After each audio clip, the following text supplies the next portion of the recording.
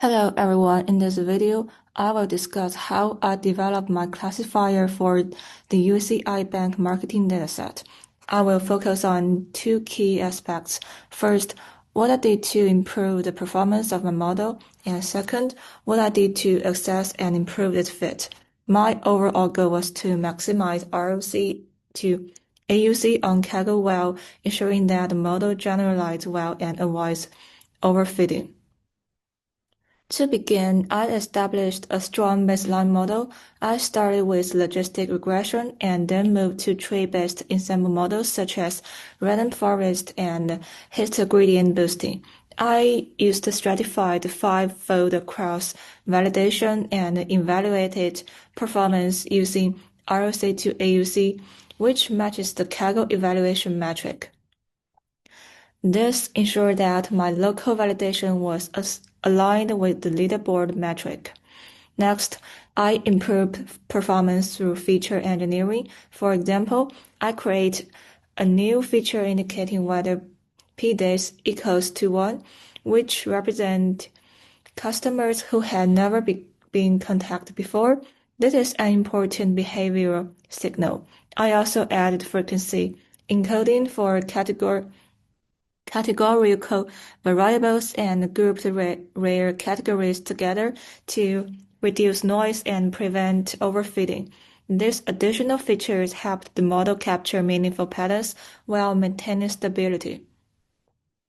I experimented with several models, including histogradient boosting and cat boost.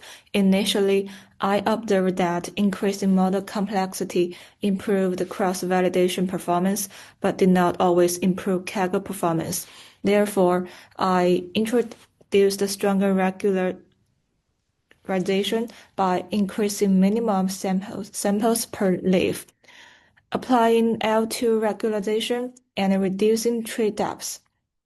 These adjustments improve generalization and reduce the gap between local validation and public leaderboard performance.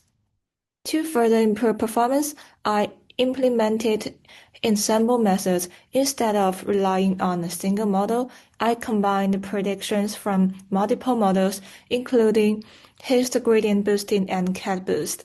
I generated out-of-fold predictions for each model and used blending techniques such as weighted averaging and rank averaging. Since ROC to AOC measures ranking quality rather than probability calibration, rank-based blending helped improve leaderboard performance.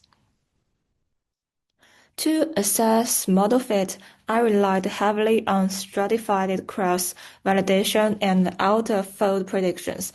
Instead of evaluating the model on the same data it was trained on, I ensured that each validation fold contained unseen data. This approach allowed me to obtain an unbiased estimate of model performance and detect potential overfitting early.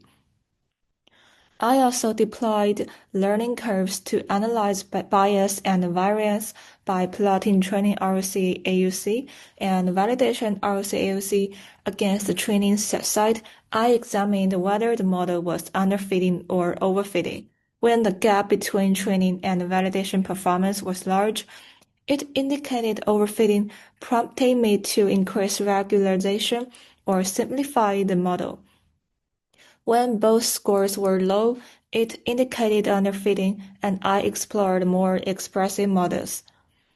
Another important step was comparing cross-validation performance with Kaggle public leaderboard performance.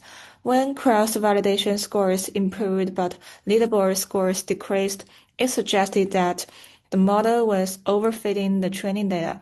In those cases, I reduced model complexity and avoided overly aggressive hyperparameter tuning. This helped maintain consistent generalization performance. To further improve fit and stability, I trained models with multiple random seeds and averaged their predictions. This reduced the variance caused by random initialization and made the final predictions more stable. Multi-seed averaging improved the robustness and prevented performance fluctuations on the leaderboard. In summary, I improved model performance through feature engineering, model selection, regularization, and ensemble techniques. To assess and improve model fit, I relied on stratified cross-validation, out-of-fold predictions, learning curves, and careful comparison with leaderboard results. My approach balanced predictive power and generalization, ultimately aiming to maximize ROC/AUC while maintaining stability and avoiding overfitting.